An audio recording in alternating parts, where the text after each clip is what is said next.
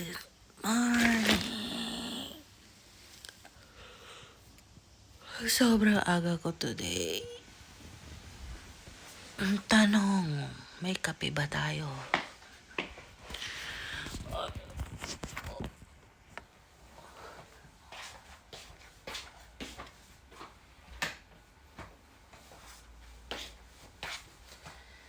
Did you see my bed? Ginising ako ni J-Hope ng kanyang mic drop fever. Grabe, sobra nakaka-proud yung mga army.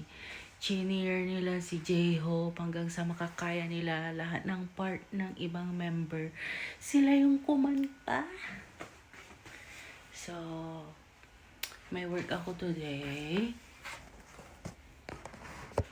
Ang aga ko, gising. Kanina pa akong gising mga alas 5. Ganyan. So, ang aga kong nagising. Tabingi siya, pero okay na yan. Hina ng ilaw. So, check natin kung may coffee. Ang dilim. Ang dilim. Ba't ang dilim? Ang dilim niya. Yan lang kasi yung ilaw. Sa tingin ko kailangan kong bumili ng ilaw.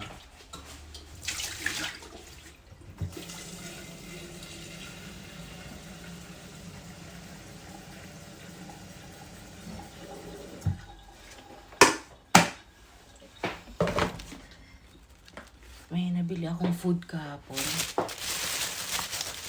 So, pina-take out ko siya kasi kumain ako sa karinderya kahapon. Tapos, may mga natira. So, bumili na lang ako ng extrang kanin. Lumpia. Kaso, nakalimutan ko humingi ng suka.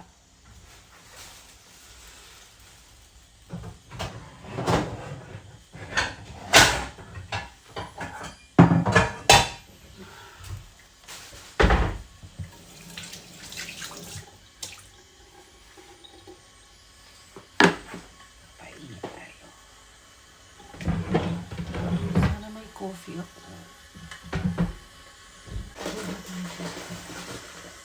Walang coffee.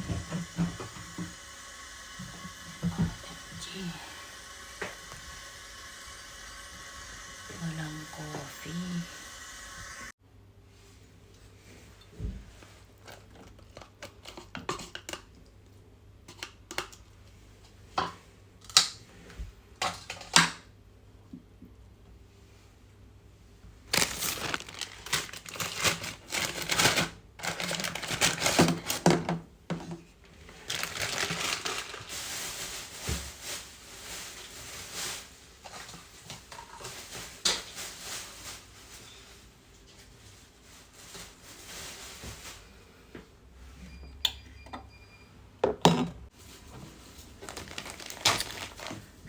Nasad naman ako, wala akong kape. Kalimutan kong bumili kahapon ng kape. Di bali. May coffee shop naman doon sa aking pagwo-workan. So, aagahan ko na lang umalis para makapag-order pa ako ng coffee ko. Kasi, yun hindi nga talaga ako magpa-function pag walang coffee. So, mag-water muna tayo. Ang dilim talaga. Alam nyo ba, gising na ako ng mga 4 or 5 yata yun. Tapos, nag-scroll ako sa TikTok. Tapos, nakita ko, nag-perform si Hobie sa gala. Tapos, kinanta niya yung mic drop. Grabe yung ng army. Ang ingay. Tapos, sila yung kumanta ng part ng mga ibang member.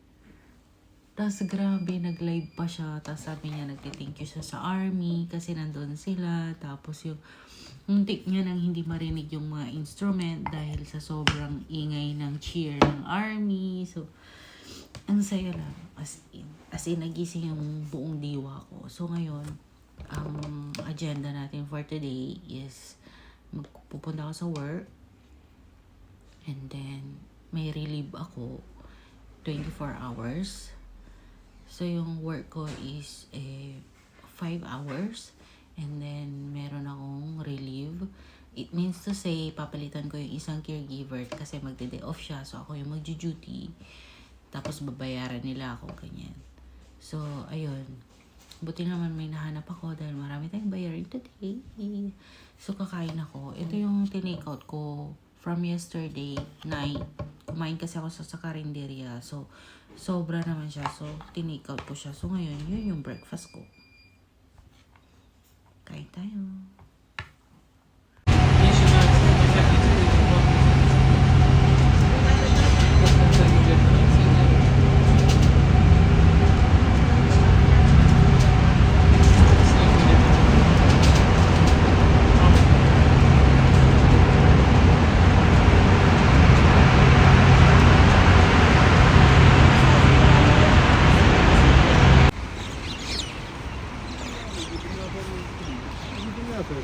Böyle kuvasıdır.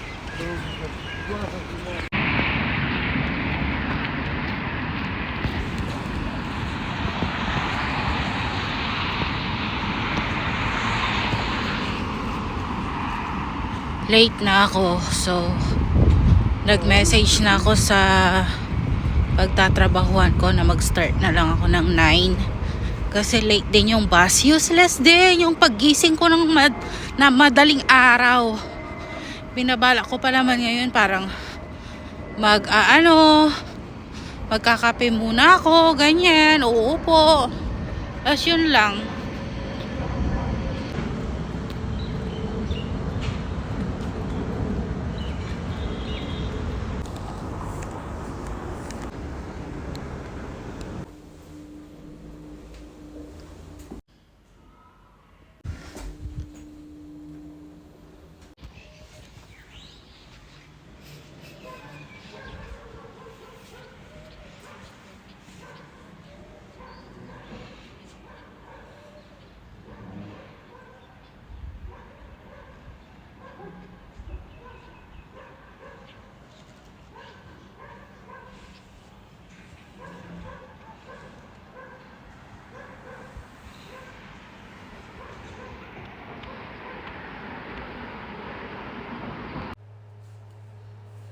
Hello. So, nakabalik na ako ng work. Ikukwento ko lang kung ano nangyari doon sa aking part-time job.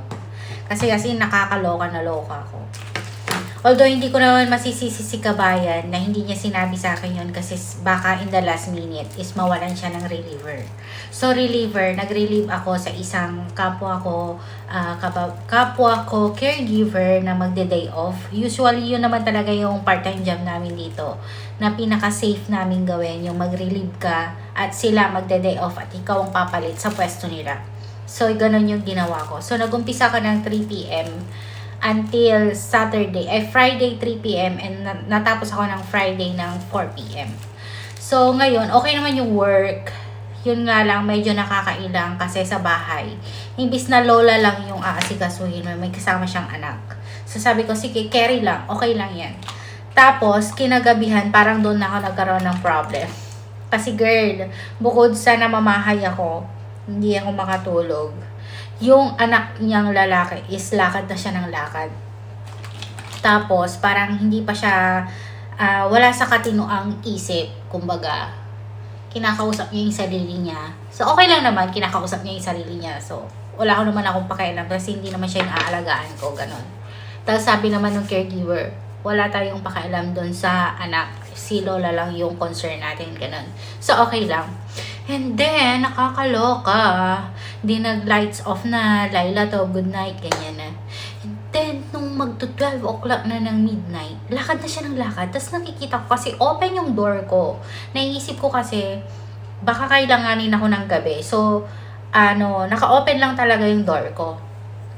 Tapos ngayon, dapat pala, kino-close yung door. So, late ko na buti gising pa yung caregiver. Message ko siya kung, ikaw ba ay pag natutulog, sinasara mo yung pinto, ganyan. So, sinasara daw pala talaga. So, sinara ko siya. Saka lang ako nakatulog. Kasi girl, may weird na ginagawa yung anak. And napakaingay. Napakaingay. At yung ginagawa niya is, bastos for me.